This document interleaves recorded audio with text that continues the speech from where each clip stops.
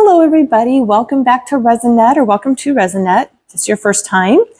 Hey, so today we're going to be working on this mold that is a kitchen conversion chart. Okay, hopefully that is focusing in okay so that you can see it. This is, let me look here really quick. Yeah. This has measurements from teaspoons to tablespoons to ounces to cups, okay? And so what I thought we would do is, this looks like it would be just kind of a fun and simple project that probably won't take too much resin.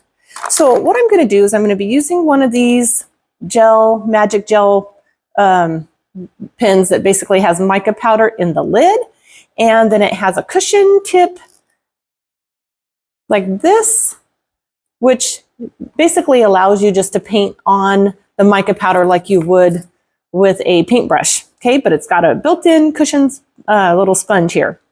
So what I thought we'd do is just go over and do the highlighted raised portions in this gold color. And probably need to get my baby wipe handy in case I go over like I just did right here. I barely got started and I already kind of went over the edge. Probably should already have my glasses on as well, which I do not.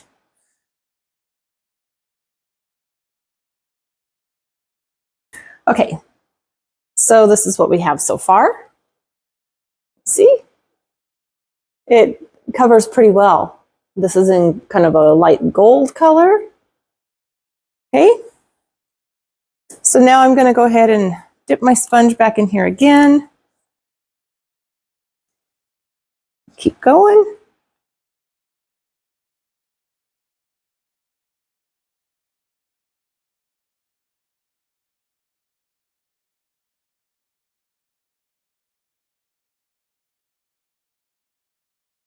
Okay, so now this is pretty much done. If you can see, hopefully you can see a good angle here.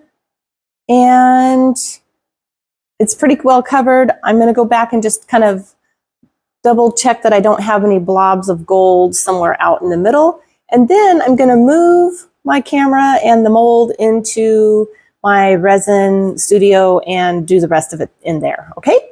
So I will check that and then I will see you in just a few minutes. Okay, everybody, I'm back. I made up 8 ounces of J. Diction regular pour resin, and I have poured 4 ounces of that into this cut-off water bottle. And I've decided that since we have kind of this really pretty kind of metallic gold for the lettering, I decided what I want to do is make the background just a kind of a shiny, glossy black. And I'm really hoping that the black will give us some great contrast with the gold. So I've got my Handy Art Black Velvet India ink. Okay, this is a true ink. You don't need very much of this kind of ink to color something. I'm going to give it a good shake. It's been a little bit since I've used it. And I'm just going to put in maybe a couple of drops like that. Those were just small drops. So just some small drops. I didn't count how many, probably 5 little drops. And that was plenty. As you can see, it's instantly turning a very nice, rich black color. It's easy to mix liquid, this kind of a liquid ink, into your resin. You get a really even color usually. This should be nice and opaque. I see when I opened my lid, I did get kind of a little bit of a mess of some dried black. I'll go ahead and clean it up real quick. Got a little bit that landed in my mold. And I don't really care that much about this little speckle because the rest of this is going to be black anyway. But I do want this to be shiny and I don't want that little dot to show up. One reason I chose this regular J. Diction resin is because it's a bit thinner than the 4-hour Demold resin, which is thicker. Okay, so I'm going to go ahead and pour this while it's still pretty thin. I've got a lot of little intricate areas here. I'm going to pour it about half full. I'm going to start over these little letters, these little numbers and letters first.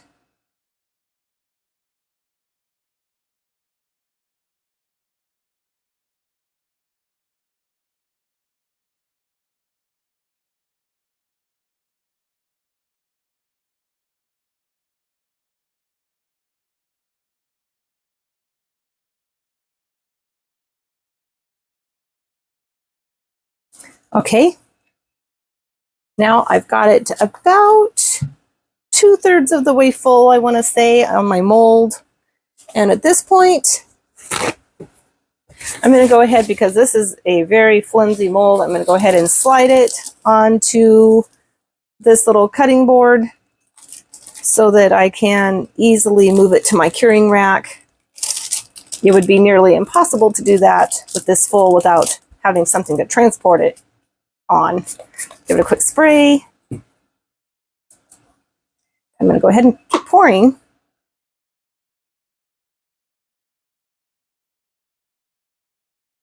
So I'm thinking this took right at exactly 4 ounces, was just right.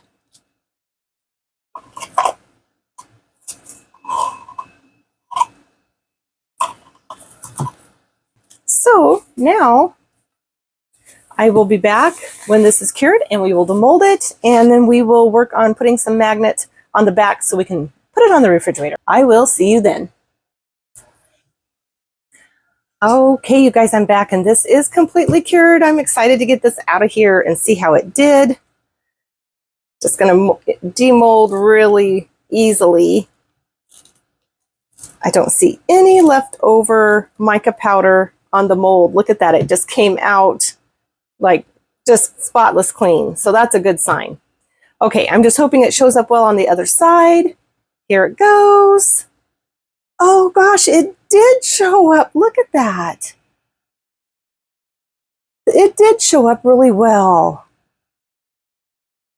All of the numbers, you can see all of the numbers on there. That just turned out really cute.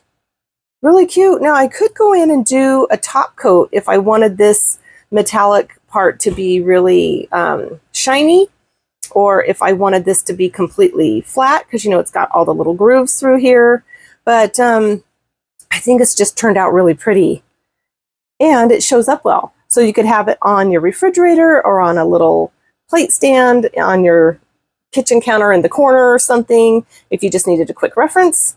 And yeah, this is super cute. Yeah, I really like that. So one of the things I thought about doing is just go ahead and placing, I don't have any sheet magnet. Now that'd probably be the best, is if I had a magnet that would fit this, you know, just a flat backed magnet.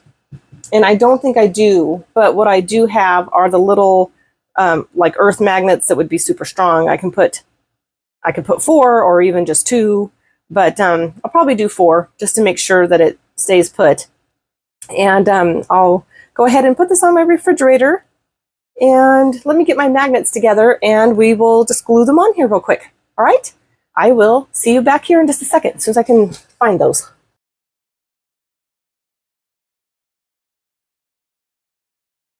Okay, I have all my supplies ready here. I've got my bottle of UV resin, my earth magnets up there in the left corner, and my black light flashlight, and it's all ready to go.